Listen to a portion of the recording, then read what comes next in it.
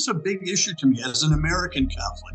I'm seeing what's happening in the United States of America. I'm seeing the same thing happening in my church. How can we own the conservatives? How can we make them cry again? We beat them over the head with Traditionis Custodes. How can we really hurt them this time? Oh, I know. Let's put the man who wrote the crazy stuff in Amoris Laetitia at the head of the Congregation for the Doctrine of the Faith.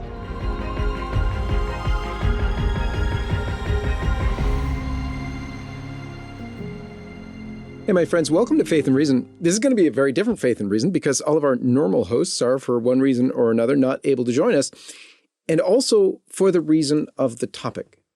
The topic we're going to discuss today is the papacy, or not, of Pope Francis. So with me today, I have one of LifeSite's senior editors, formerly senior correspondent, Dorothy Cummings-McLean. And she's been a pro-life Catholic activist all of her life and is just an incredible woman of great wisdom and faith. And also joining me is Father Charles Murr. Now, many of you will know Father Charles Murr. He's been on my show a couple of times.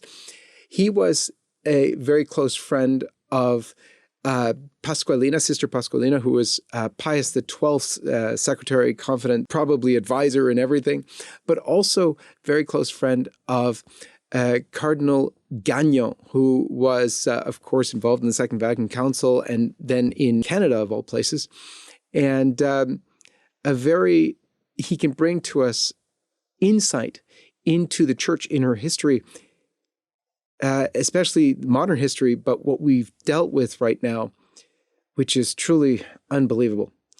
As we enter into the time of the Synod on Synodality, which threatens the church in a big way, and as the wheels are coming off the bus with regard to Pope Francis, this is surely a topic you're going to want to hear about.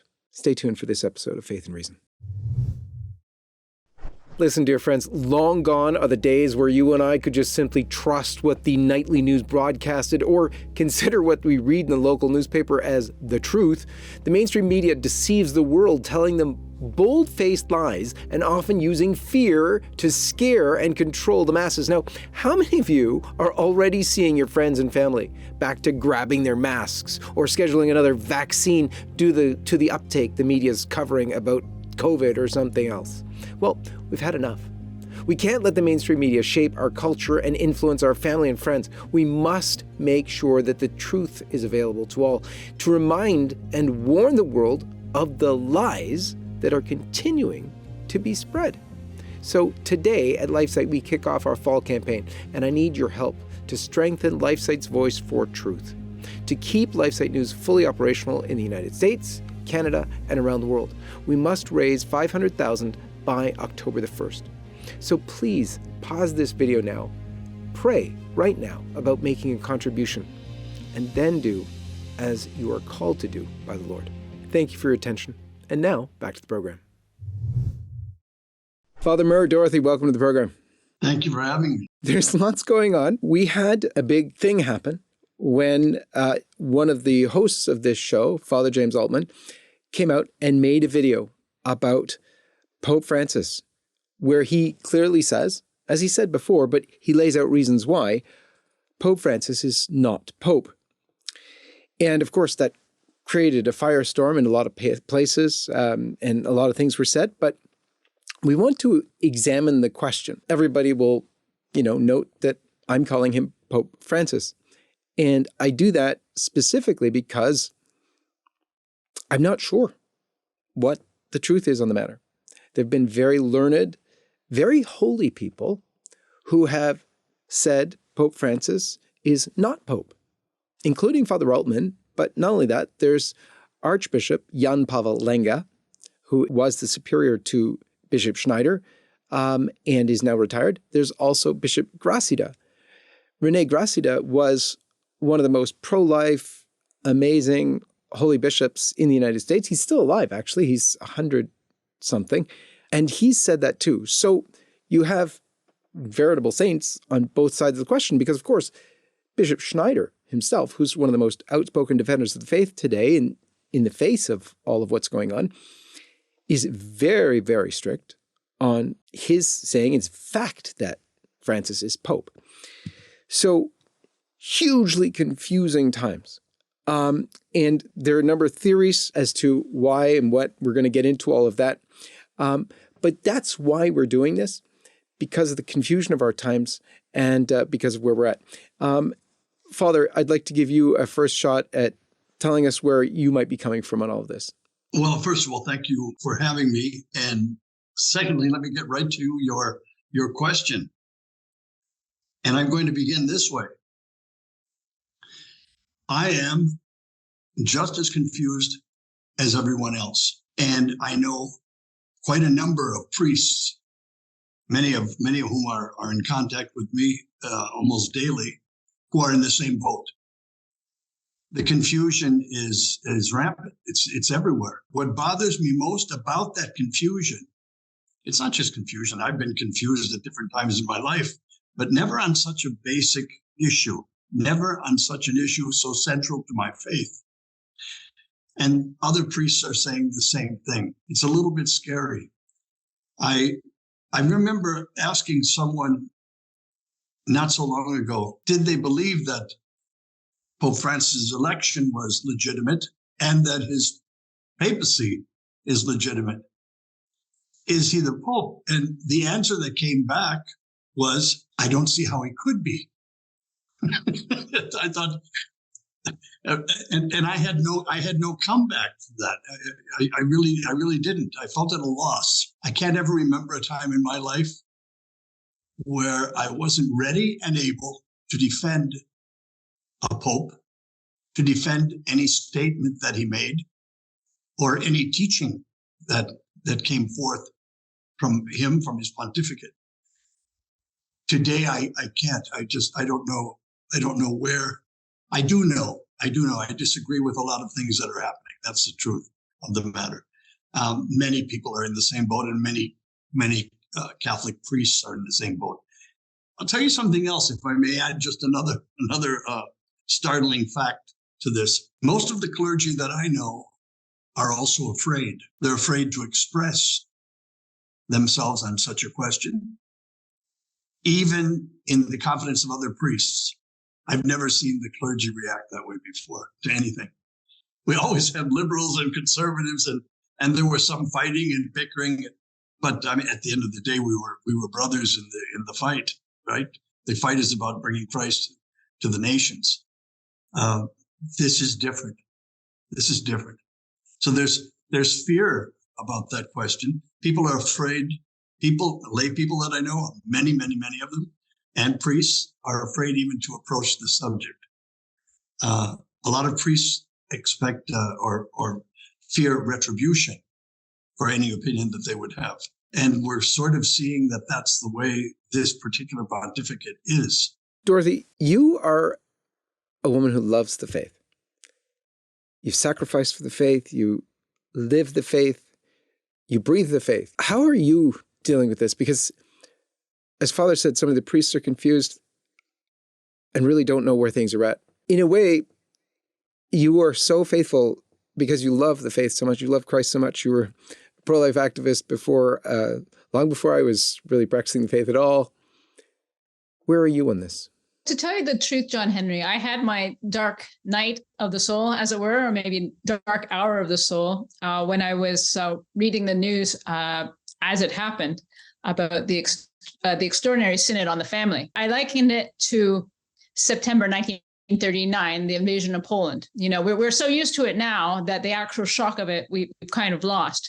But I will never forget the shock of hearing it discussed during the extraordinary synod, the idea that the bishops discussed amongst themselves the special gifts that homosexuality or people who experience same-sex attraction bring to the church, and also the topic of giving Holy Communion to people in irregular unions. I was so stunned at the, as it turns out, false report, but I was so stunned at the report that the bishops were talking about these things in a way that suggested this is what they wanted, that I thought the church had gone into schism with herself. I didn't know what to make of it, and so I decided I should go and have a drink. So I went to the nearest Tesco, and I got a bottle of gin and I stood in the lineup beside the cashier and I thought, join the Orthodox Church? I mean, what do I do if the church is in schism against the church? And I just prayed right there silently in front of the cashier with a bottle of gin in my hand, Lord, to whom do we go? To whom do we go? I went home and discovered that the head of the Polish Bishops' Conference, Archbishop Gondecki, had gone to Vatican Radio and told Poland that it wasn't true. It wasn't true that this is what the bishops were talking about. Somebody had said that's what they were talking about, but it actually wasn't. And I was so relieved, I cried. But since then, I have not really been surprised, shall we say. I've known something has been wrong with this papacy since the Extraordinary Synod on the Family. And that was 2014. One of the things that you said, to whom shall we go? It is a situation today where you have Catholics all over the place looking for that. To whom shall we go? In fact, in one of my recent blog posts, I compared it to the time in the early church where St. Paul writes that people are saying, oh, I am, a follower of Paul, or I'm a follower of Apollos, I'm a follower of Cephas, I'm a follower of whomever. We're right back to that. Now the names are different. I'm a follower of Burke, or I'm a follower of Schneider, I'm a follower of Strickland, I'm a follower of Zen, or I'm a follower of Sarah. Notice I'm only talking about the conservative cardinals, actually conservative is the wrong word, the faithful cardinals, Orthodox, whatever you want to call them, the ones who actually believe the faith. But this is where we're at, because there are differences even among those on questions that are very pertinent. You had hugely different takes among the good cardinals on taking or not taking the COVID jab, the abortion-tainted COVID jab. Most people know that Bishop Schneider said refuse it even under pain of death, whereas others were about, doing it as long as you weren't forced to do it. But even though it was abortion-tainted, you could do that. You had nowhere to go. From the Pope, you must take it. So even among those who we knew to be Orthodox, where do we go? You have a similar situation around the question of the SSPX. Again, very, very good cardinals and bishops totally disagreeing. Some saying they're just normal Catholics. Others saying you're in schism. They're in schism and you can't go there ever. But with regard to this question, a question of the papacy of Francis, things are surely messed up. Let's go into some of the different theories, not in depth at all, but the theory, one of the first ones is about the resignation, abdication, whatever you want to call it, of Pope Benedict. Some are saying that it was invalid because he gave up the munus, not the ministerium, meaning the active role, not the actual office. He, in his Latin phraseology, the original, when he said it, never said he gave up the munus. It's a controversial thesis, but nonetheless, it's out there. Some people believe it's definitive. Others say absolutely not. And then there's other theories about the resignation as well, with regard to the resignation being invalid because there was pressure and there was all sorts of things. Benedict, of course, in his statement did say that there was no pressure, or at least pressure that mattered. Very confusing. Father, if you want to comment on that at all, the idea of the resignation and what that would mean if it was invalid, or do you think it's just valid and there's no question about it? I wanted to comment first on something that you just mentioned. I think it's very important.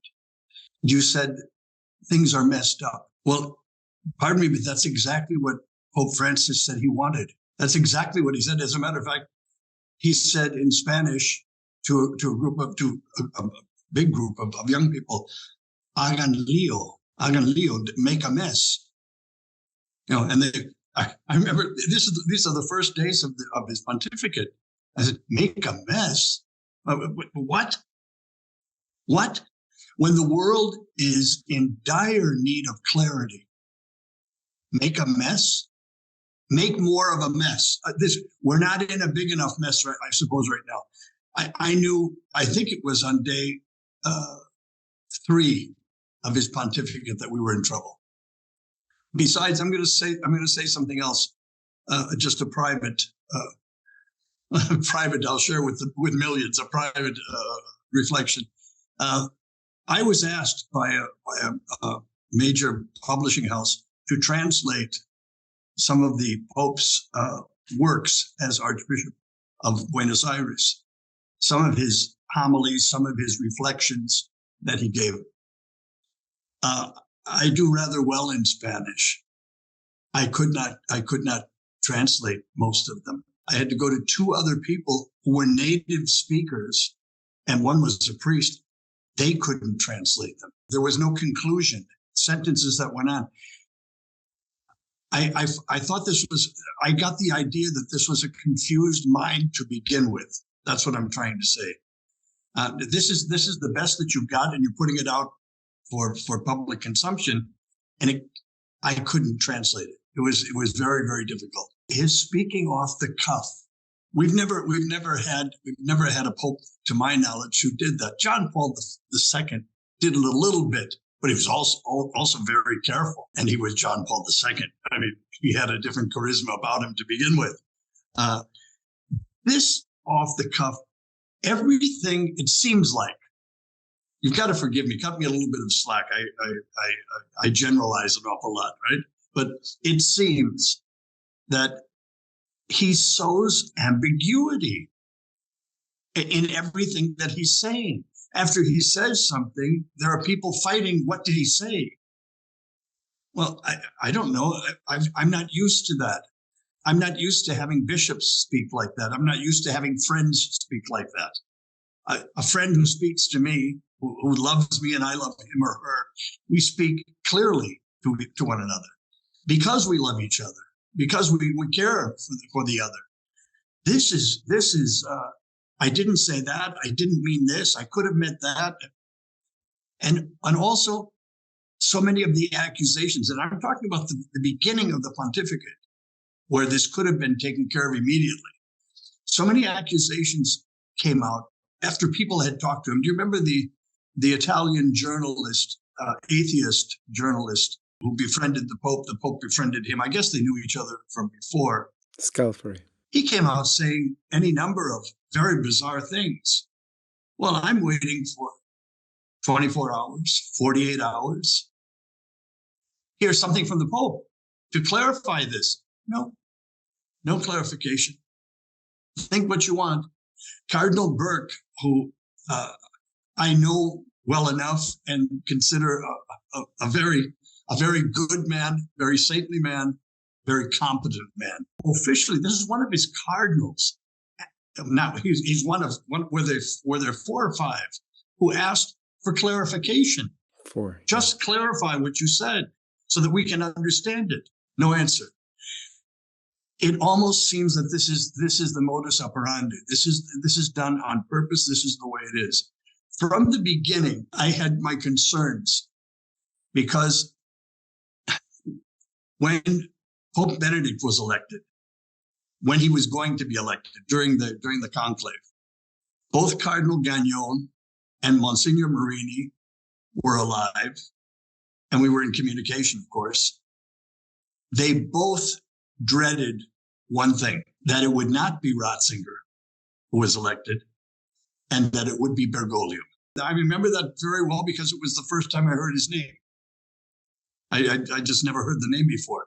This was for the election in 2005. I'm getting so old, I can't remember anymore. I'm already dividing it last century and this century. Anyway, but I remember their concern. Cardinal Gagnon was concerned. Marini was very concerned. And they're both in the Curia, the Roman Curia, very close to John Paul II.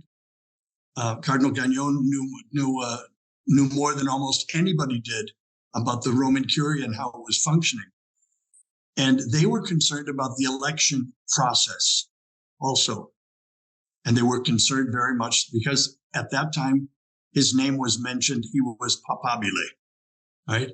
And they were concerned. Their concern was my concern. If they're concerned, these people who are in the know, I was concerned, and rightfully so. It proved to be a legitimate concern. Both of those men, Cardinal Gagnon and Monsignor Marini, died during the pontificate of Pope Benedict, and they were elated. They were elated with Benedict. That we finally have somebody. We have a great theologian, a clear thinker, a man who likes to write, who's good at it, and can explain Catholic principles and Catholic attitudes to the world. Then I promised Dorothy I'm going to be quiet because I'd rather listen to you. What a beautiful accent this one has. And I'll tell you what, I love the very fact that you were so disturbed by the whole thing that your first reaction was to go out and buy a bottle of gin. I particularly like that. I thought that was good. I thought it was good because we were all confused, but I love the humanity in that statement. It's fantastic. Get me out of here at least for 5 minutes, right? The problem that we have with the election was the resignation of Pope Benedict. That's the difficulty with the election. And that there was, you had her on, John Henry, Julia Meloni with the San Gallen Mafia.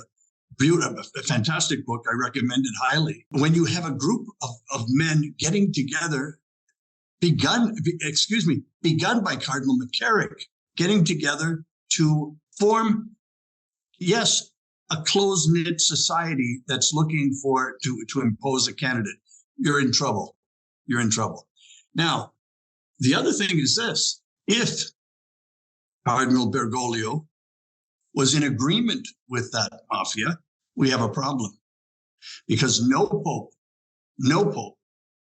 can accept an election as pope with any conditions attached. There was a great problem with John the 23rd in his election because he was elected with the condition that he accept Tardini as his Secretary of State. They wanted to make sure that a straight thinker was next to this man, right? He accepted that. Well, he shouldn't have. He shouldn't have. That shouldn't have been right. And it's one of the reasons. It was one of the things that was against his beatification and canonization, right? Anyway, you accept an election as Pope without conditions. There are no conditions, no strings attached, no favors. You can do favors later on. You're certainly free to choose your own cabinet and everything, but that's not a condition. I strongly suspect that there were conditions here. And that puts things in a different light, a rather negative one. Dorothy, I'd love your take on that. Also on what Father was saying there with regard to the confusion or the mess being intentional, the misdirection. The idea that we're having dust thrown in our eyes or that we're being told two different things at the same time, the constant contradiction. So Pope Francis will say something one day and something opposite the other. I've received an email from an Italian gentleman who was really cross at LifeSiteNews' coverage of Pope Francis. He really took exception to the idea that Pope Francis was in favor of a homosexual agenda. And he pointed out all kinds of times in which Pope Francis had showed himself against a homosexual agenda. I didn't want to be harsh to this fellow, and because it was quite clear that he loves Pope Francis and he wanted to defend Pope Francis. And I think in the days of John Paul II, many of us were there, people would attack John Paul, and we loved him, full hearts, and wanted to defend him from things people said about him. But in this case, one could point to all kinds of contradictory statements that Pope Francis makes, to the point that it's almost a cliche to say that Pope Francis had learned the lessons of Peronism, that Pope Francis will tell whoever he's speaking to what they want to hear. As did, anecdotally,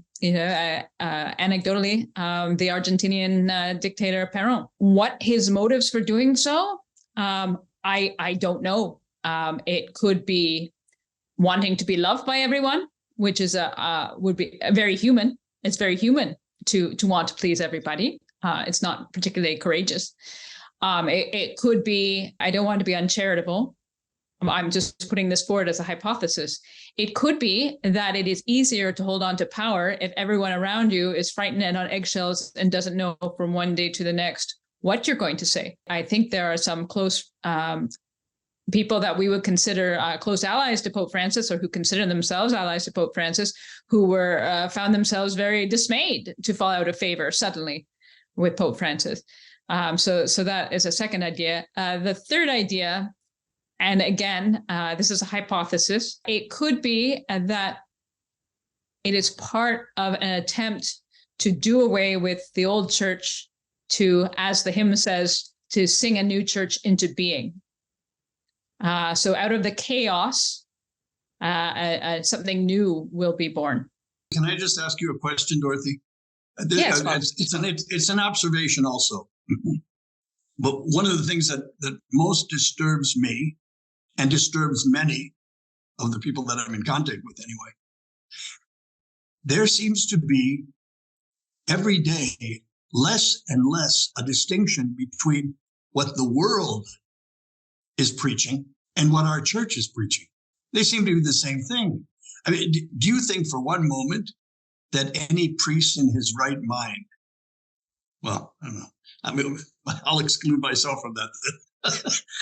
anyone would become a priest because he's concerned about global warming or climate change? This seems to be one of the major themes of it. This is incredible. But when I see the world preaching, the world wants this, wants that. The world wants less population. We have a pope who tells people to stop breeding like rabbits. I don't see the distinction. I don't see where the world is and the church is. And it's almost the same thing. And this is bothersome. This is bothersome because if we're not contrary to the world in many things and in many of the world's positions, we're not being Christians. This can't be. I mean, our Lord himself told us that. I think the fault lies with the laity also. If the laity aren't striving to be different from the world, well, there are many more laity than there are priests. The Second Vatican Council, as we know, had a different attitude towards the world than we find in the Gospel of St. John, which is very clear that the world and God are apart. And when we talk about the Lord of this world, we are not talking about our Lord.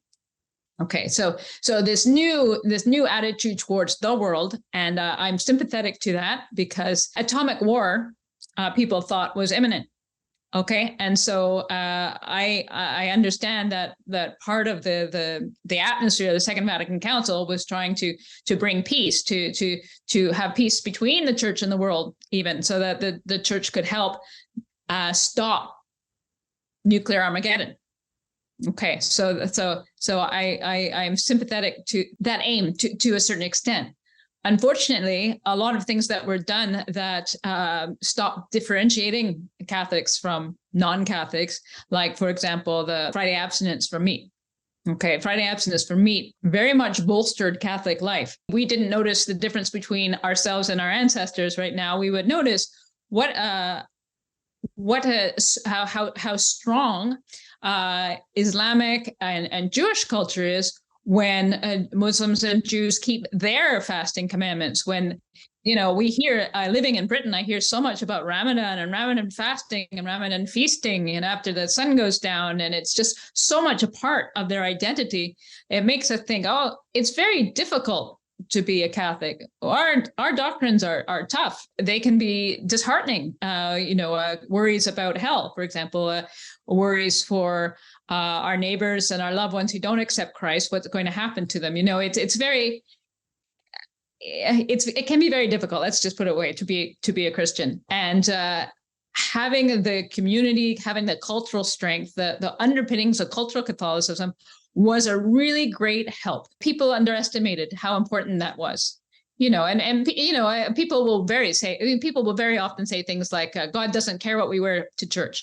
And God doesn't care whether we fast or not, or although it is scriptural to fast. And there is a lot about, in the gospel, it is mentioned about the wedding garment somebody that goes to the feast without the wedding garment, they're not allowed in. So many things that people think are trivial might not be so trivial.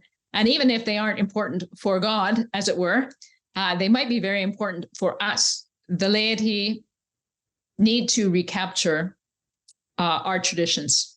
There should be among us a sense of us, of we, right? And we've lost that a long time ago. Dorothy, let me comment on this. The people who say God doesn't care about this and God doesn't care about that, and God likes this and God likes that, you know what they're really saying, don't you?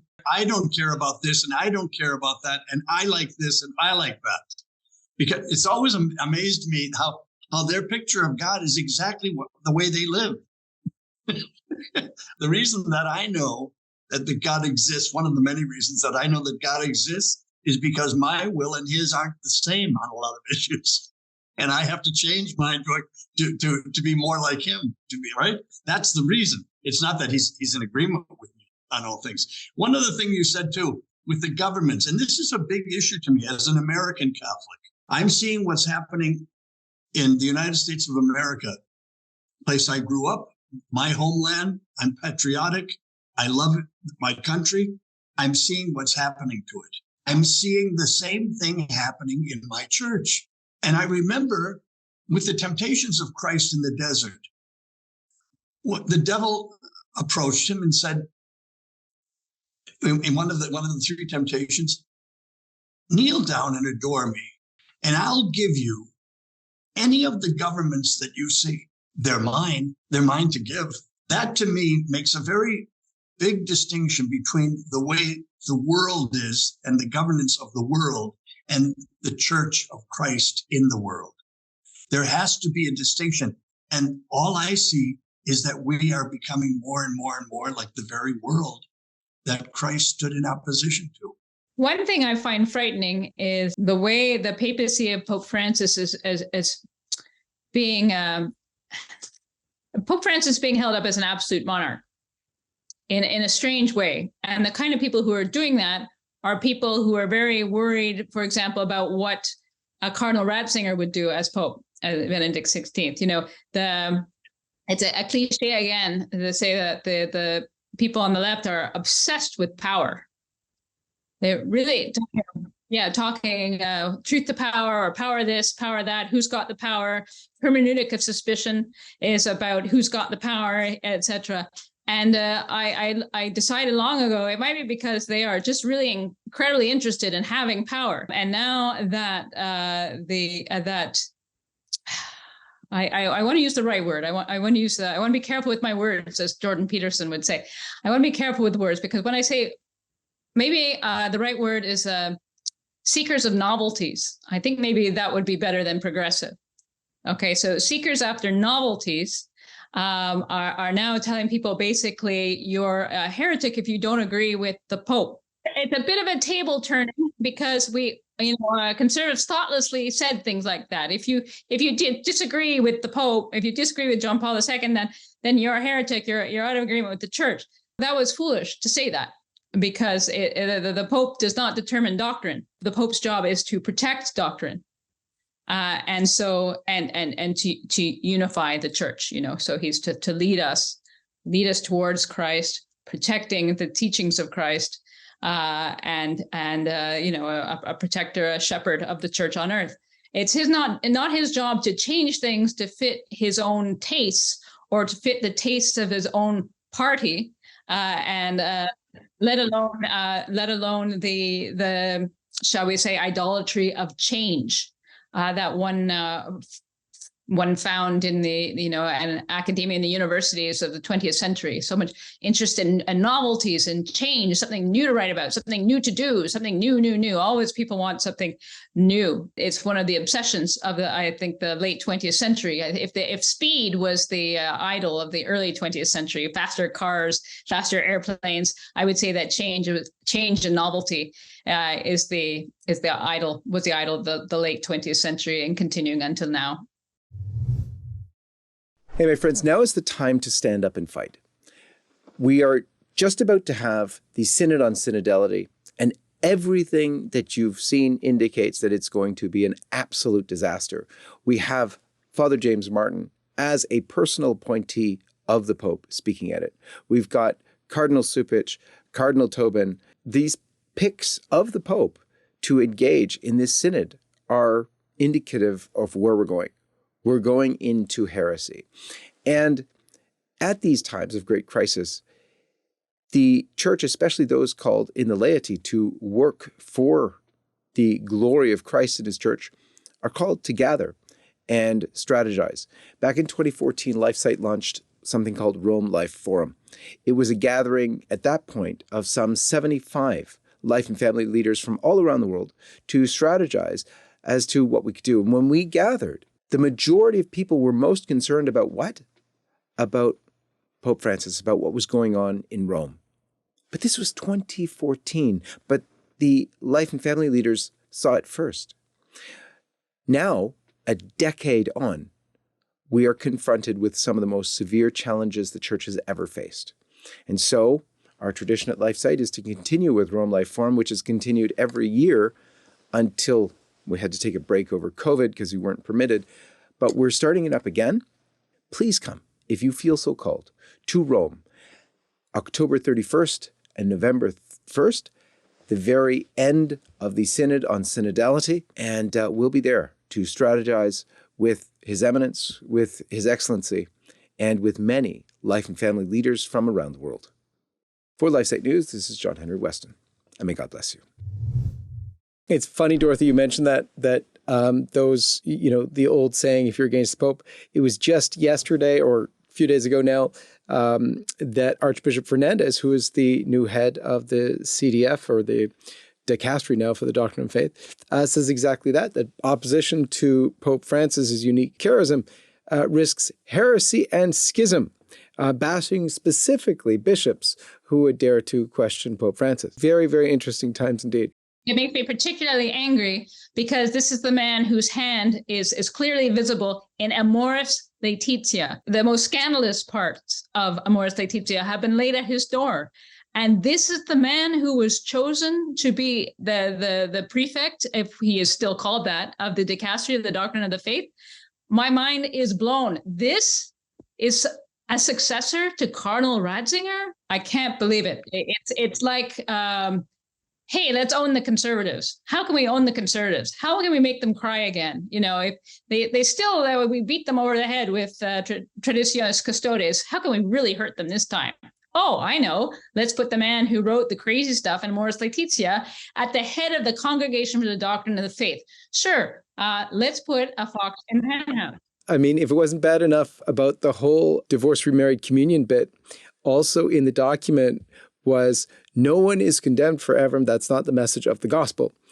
And when the normal conservative theologians tried to do mental gymnastics in order to explain that away as if it wasn't really what it was, some readers of Archbishop Fernandez were quick to point out, wait a minute, didn't he in his 1990 book say that he believed firmly in the fact that no one's in hell? Oh, yes. The document meant exactly what that was. So it's an unreal situation that we're living through. But let's move back, if we can, to aspects of the papacy and this whole discussion around him being Pope or not. Talked a little bit about the first claim or the first idea that he might not be Pope, in that the resignation of Benedict wasn't valid. What that would then do is Benedict would have been retained the papacy, even though he didn't act like it or whatever. But he was there. He was there in white. He was there signing off with the papal insignia anyway, giving papal blessings, being referred to, including by Pope Francis, as the Holy Father. So very strange indeed. When you read his book, or at least the interview with Zewald as to why he was wearing white, there's some nonsense about he couldn't find a black cassock to wear. It makes no sense whatsoever.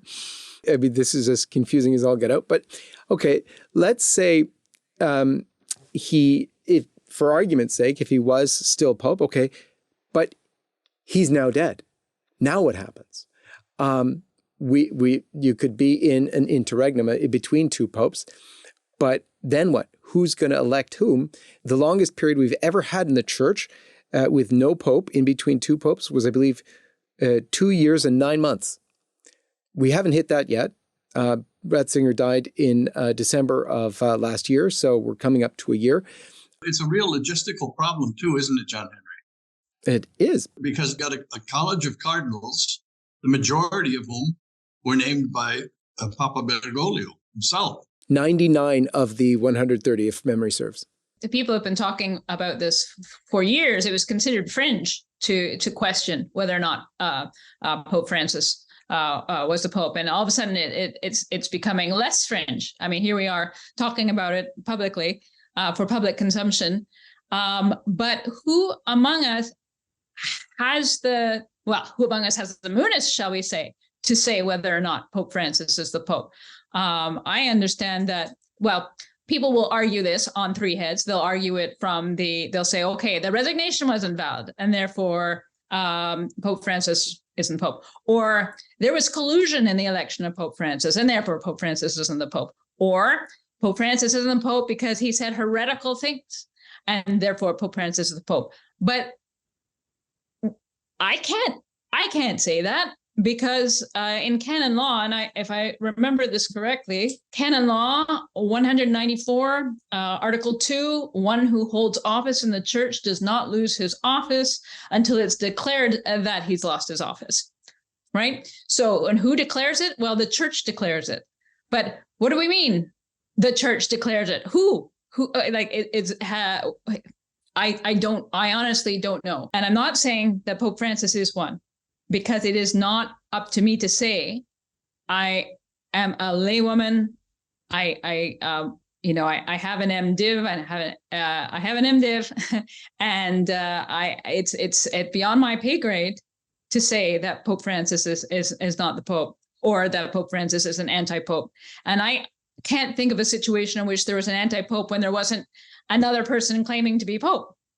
So it would seem that all the cardinals and almost all the bishops all agree that Pope Francis is the Pope. They are all acting as if Pope Francis is the Pope. I can only assume that Pope Francis is the Pope and remains the Pope until someone who has the authority, and frankly, John Henry, I cannot think who that would be, except the next Pope says that he's not the Pope. It would have to be a success. Unless I am wrong, the only person who can judge Pope Francis is a subsequent Pope. You don't have it wrong. You're exactly right. You're exactly right. And this is the reason that many of us are in such a state of confusion. Look, let me put it this way. My opinion is this. My opinion is that he is the Pope, and that is the problem. That is the problem. The problem is that he is. All right. Now that's my opinion. How is it going to be reconciled? Well, in the new election of a new Pope. Don't underestimate the cardinals who are elected, who are just named cardinals, even by Papa Bergoglio. Don't underestimate them. They're not all of one mind. And they're coming from very, very different places in the world. I know what he wanted to do. He wanted to show the internationality of the church and take somebody from Timbuktu and another one from Cucamonga, and all that. Fine. Those are not necessarily his people. That's all I'm saying. They're not necessarily on board with everything that he's doing and saying. And I think there a lot of them are going to come. And look, communications today is a whole new ballgame. People are communicating with each other all over the globe. People are understanding things, issues. There are a number of, I know one cardinal very well, a young man. He wouldn't say anything, but I know very well that he's not happy. He's not happy with the way things are. I think there's hope for the upcoming election. I really do. I believe there's hope. And you're right, Dorothy. I think the only way, the opinion of the church is that the only person who can actually decide whether someone is Pope or not is the next Pope, which has been done historically, right? But my point is, I believe that he is the Pope, and I say with an adjoiner to that, that's the problem. I find that the problem. If he weren't, I'd say, okay, we just don't have a Pope. Don't worry about anything. He is, and he's saying and doing things that are upsetting. Let me just put it there. Upsetting to me. That's all I can say, and quite a number of people.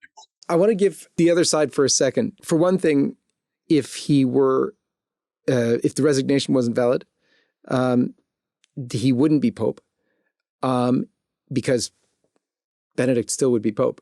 So there's no need for a declaration there if the resignation wasn't valid. But also, speaking in those terms of the no need for a declaration, in 1992, Pope John Paul II issued a constitution on the election of a pope called Universi Dominici Gregis. And in there, he sets out very clearly, that's what you were talking about before, Father, about you can't make these pacts and agreements and things like this. But this was after the time, you mentioned John the 23rd had this problem, but at the time of John the 23rd, and the time that we were talking about earlier popes, where there's all sorts of machinations with regard to gaining the papacy, the Constitution wasn't written yet. The Constitution by John Paul II on the election of the Pope. And Universi Dominici Gregis, if you read it, sets out all these rules. And then it says something very interesting, and I'm going to read it just so that I get it accurately, because it's a very controversial thing to say. It says, should the election take place in a way other than that prescribed in the present Constitution, or should the conditions laid down here not be observed, the election, and it's all about papal elections, by the way, the election is for this very reason null and void, without any need for a declaration on the matter. Consequently, it confers no right on the one elected. These are very, very confusing things. The funny part is I'm not disagreeing with you either, because I honestly don't know. I, as everybody knows, call Pope Francis, call him the Holy Father. But that's because I don't know, and I feel I'm erring on the side of caution. So these claims are serious, but there's one more serious claim, I believe more serious anyway, and that is the claim of his loss of the papacy for the cause of heresy. And that's where you had saints differ massively. You had St. Robert Bellarmine, St. Alphonsus, others suggest that you could lose the papacy for heresy. But then you had other saints who said the opposite. The church never had a formal pronouncement on this because, I don't know, maybe they thought it was impossible to happen, that the Pope would be such a heretic. We're basically there now. If anyone can't see that the Pope is speaking against the faith, not only on one issue, like, what you had with the Arian heresy, but on tons of issues. We're all over the place. We can't, you almost can't find a doctrine that he hasn't offended.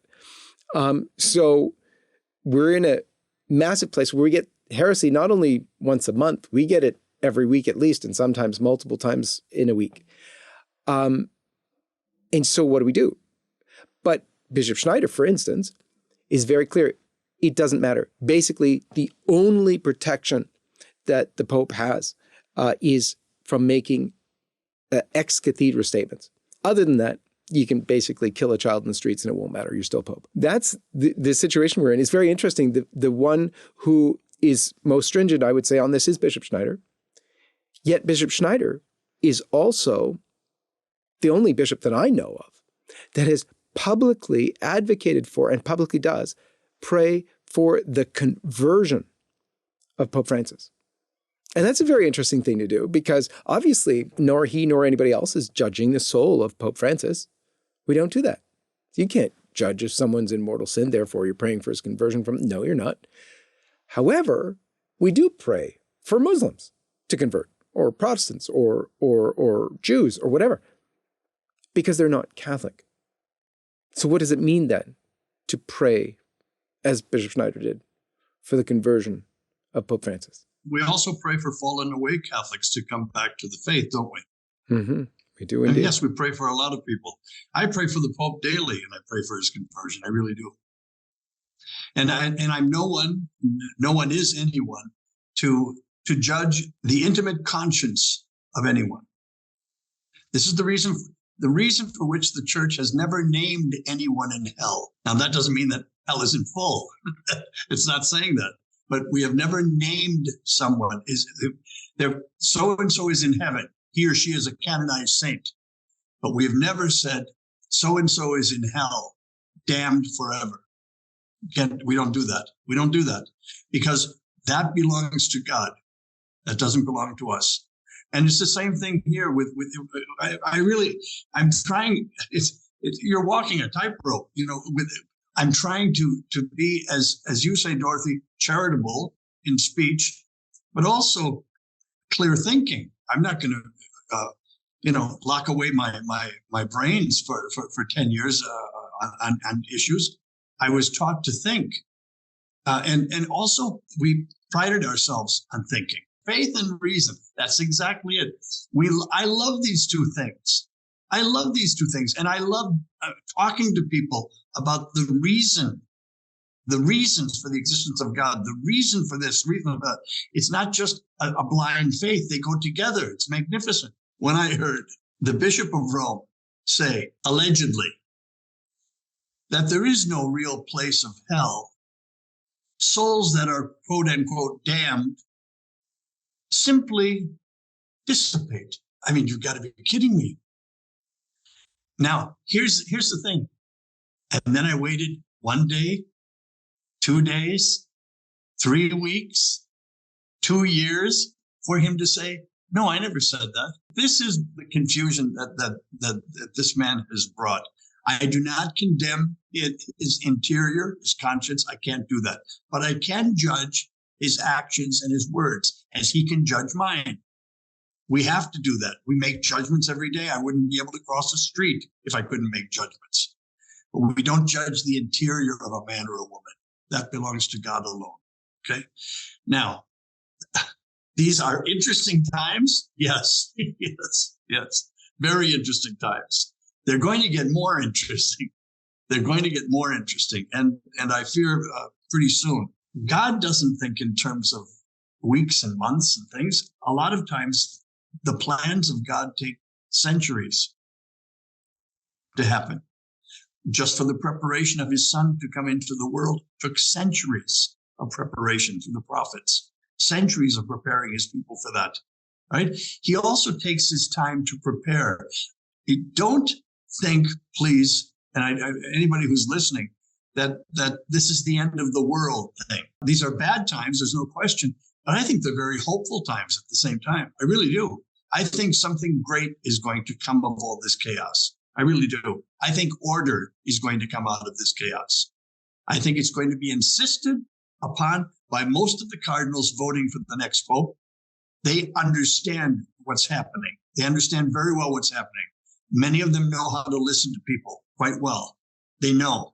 They're going to bring that to the next conclave. I think that something good can happen. I really do. I really do. I'm inclined to agree with Father that there's a lot of hope. A lot of people who love the traditional Latin Mass suffered from the promulgation of Traditionis Custodes and subsequent crackdowns, even stricter than that. In other places, there's been real flowering and flourishing, and more people taking an interest in the traditions of the church because of Traditionis Custodes, or because they perceived how cruel it was to, as it were, root up the flowers that were growing perhaps in the wrong part of the garden. Because I do see wonderful, wonderful flowers growing, shall we say, despite or maybe because of, shall we say, fertilizer coming from Rome.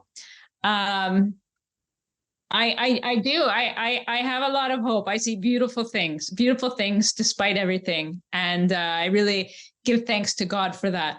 We have the example in Christ himself, the worst things, deicide, brought us salvation.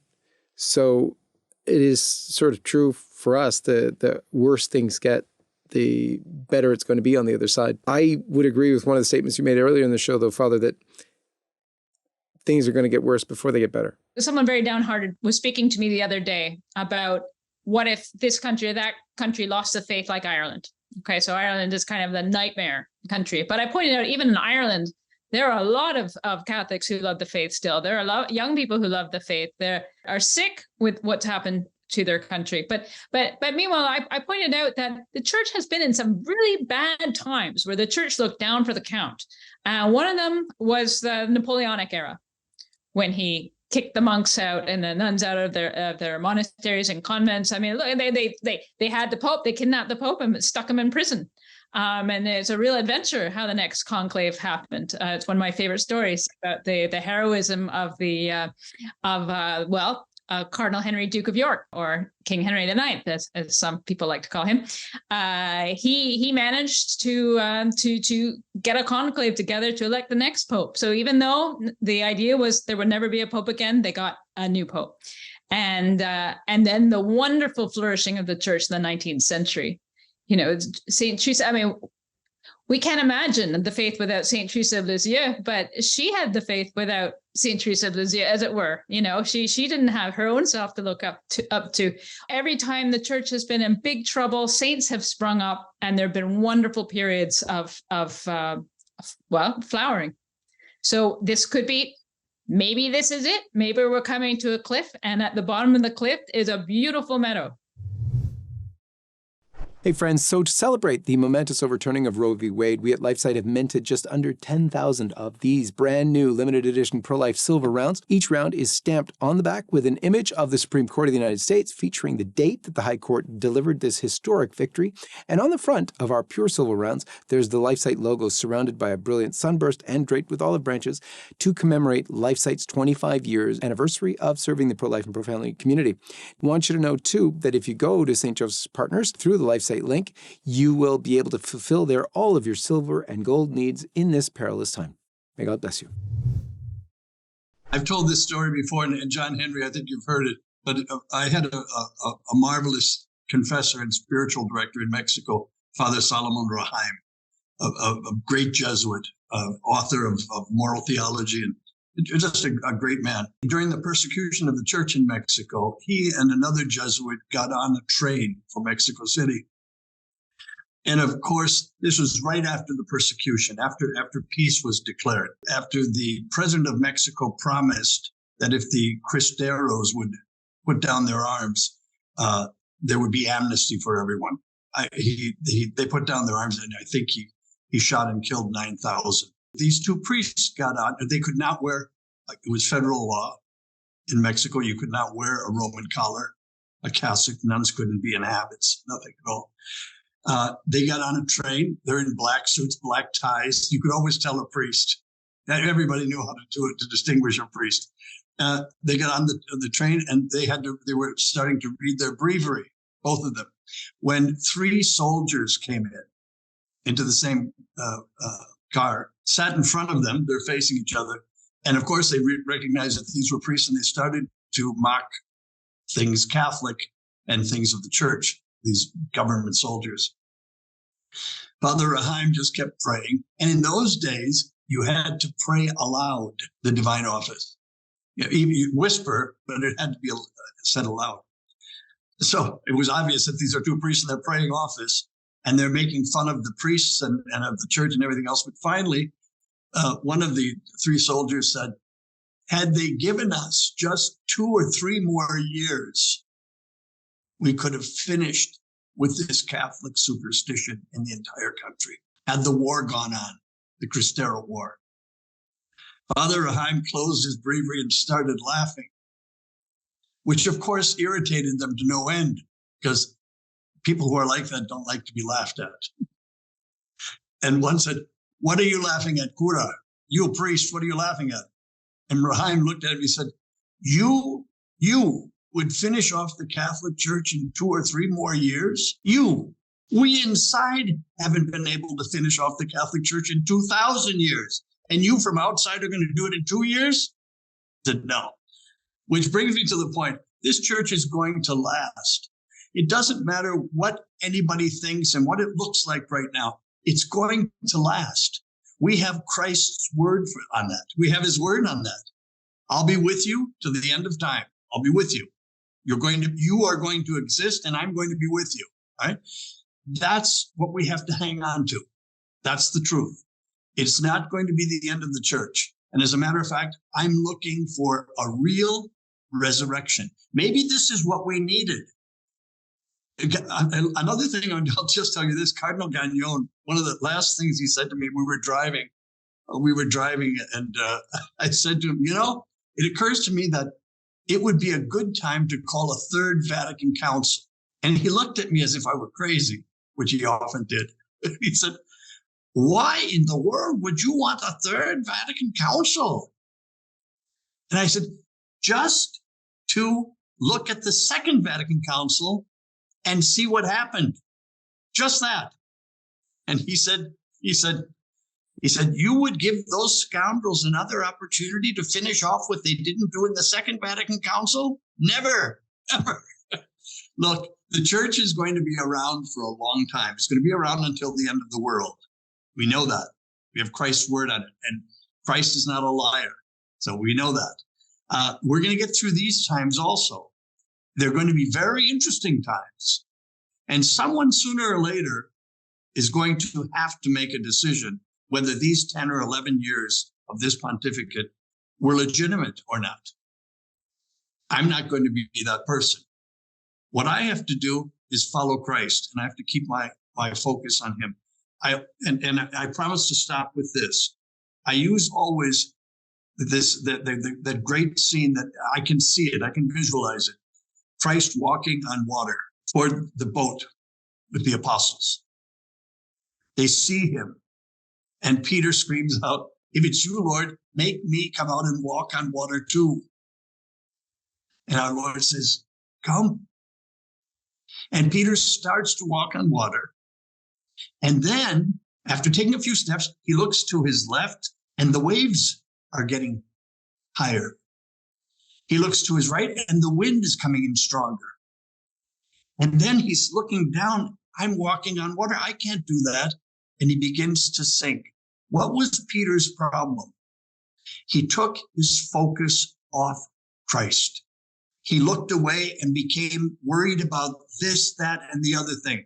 Major things. I don't disagree with that. There were major things important, but he took his eyes off the answer. And I think we have to do the same thing. We have to remember that same thing. Don't look at this, that, and the other thing that's disturbing. There's a lot disturbing, and we can talk about it. But ultimately, our focus is on Christ. And you won't sink. You won't sink that way. I can guarantee it. Peter proved it. Christ proved it. Hold on to him. These questions that we brought up today are very interesting questions, and they will be resolved. I don't think I'm going to see it. I'm too old, but I think the two of you are going to see it. I think you're young enough to be able to see it. You're going to see the answer, and it's going to be a marvelous answer. And maybe this is the purification that the church has been in such need for the last 50 or 60 years. Clarification. Maybe this is what's finally going to do that. So I just invite everyone to be hopeful. And I know the two of you are hopeful. The work you're doing, the very reason we're on this broadcast is because we're full of hope and because we're looking for answers, and we want to inspire other people. That hope is going to be fulfilled. It's going to be fulfilled. Meantime, let us not condemn those who hold a different view. I mean, even from the past, Saint Vincent Ferre was a great miracle worker, but he backed the wrong pope at the time of one of the anti-popes. His miracles didn't cease. And so our Lord didn't remove from him the evident signs of his sanctity and his closeness to Christ, even though he had the wrong pope. So when we hear of people saying, if you're on one side, either that Pope Francis is not Pope or that he is Pope, we have to remember the Church has not formally pronounced on this idea of can a Pope lose the papacy for heresy. And we have actually something that we do have a teaching from the Church on what to do in such cases where they're very, very difficult questions. It was Pope Benedict XV, actually, who spoke of this. It was an encyclical on peace Peace with the Holy See. I'm going to read it to you because I think it applies to this situation where, you're going to have very strong opinions on either side. But it doesn't mean we hate on one another, cancel one another, or even question one another's faith. When we have the Orthodox faith, where we know we believe in the teachings of the church, which everybody knows if you know your catechism, we hold to those. We hold to Christ. We love him. But here's what Pope Benedict XV said when there's disagreements. He said, as regards matters in which without harm to faith or discipline, in the absence of any authoritative intervention of the Apostolic See. And so that's where we're at with this question of the Pope losing the papacy from heresy. There is room for divergent opinions.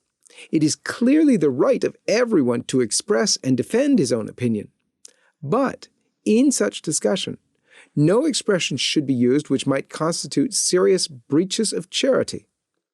Let each one freely defend his own opinion, but let it be done with due moderation, so that no one should consider himself entitled to affix on those who merely do not agree with his ideas the stigma of disloyalty to faith or to discipline. So I thought that was a very good rule of thumb for us, that we have this, possibility of disagreement, even vehement disagreement over issues.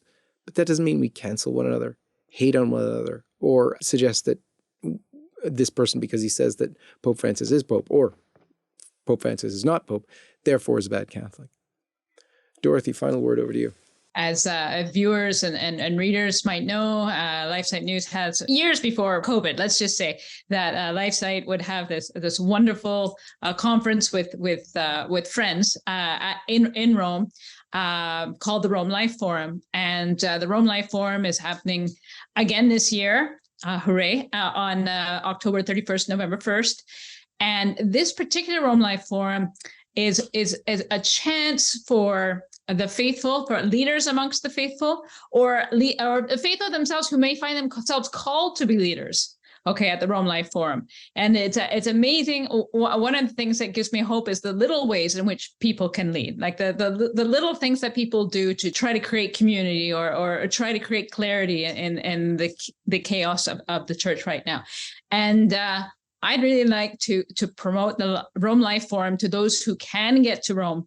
And you can read all about it at romelifeforum.com, because this is somewhere where people who love the church and who want to discuss what can be done to bring clarity to the situation, to hang on, to help people hang on to the faith and not despair in these chaotic times, and to promote not the new evangelization, I'd say, but the old evangelization at a time when this is, shall we say, sometimes degraded as proselytization.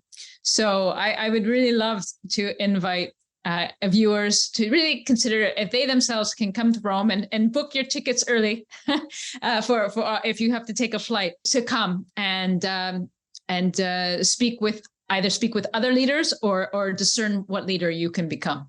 Thank you so much, Dorothy. Father, for joining us here on Faith and Reason. Father, if you could send us off with your blessing, please. Dominus vobiscum. Et cum spiritu tuo. Benedictio Dei omnipotens, Patris, Filii, Spiritus Sanctus, scendit super vos, et manet semper. Amen. Amen. Thank you, John Henry. God bless you. God bless you both. And God bless all of you. And we'll see you next time on Faith and Reason.